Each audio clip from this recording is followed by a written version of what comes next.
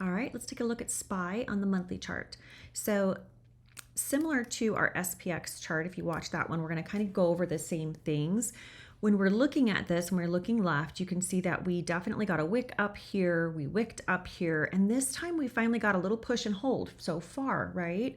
But when we look historically, you can see we did the exact same thing here. This is the end of 2024. This is January 2025, and then February, March, and April, we had a significant drop. So when we look left and look historically, we're looking to see what potentially could happen again. This helps us to not have a bias as what's coming next. Could we continue on because we broke above and held? Sure. Could we pull back and tumble just like we did previously? Absolutely. So we want to look both ways so we don't have bias. We're expecting either or and ready for either or.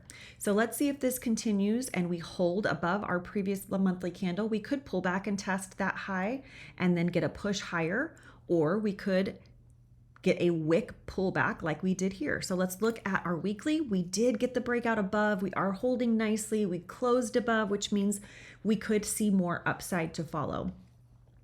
When we go to our daily chart, this is where it looks a little bit different. We've had multiple touches along this upper trend line. We did get the breakout on Friday, but then we pulled right back inside this squeeze.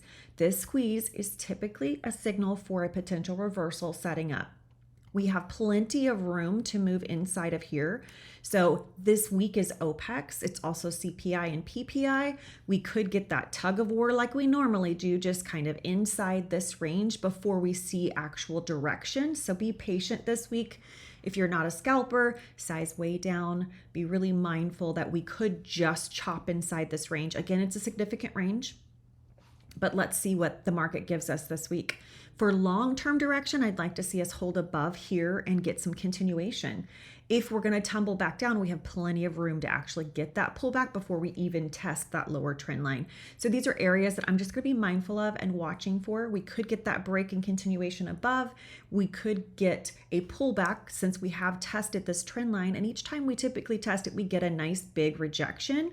So let's just see. Let's be patient. Let the market show us what we're going to do this week, which directions we're going to go, potentially size down, be very mindful, and only take your A+ setups.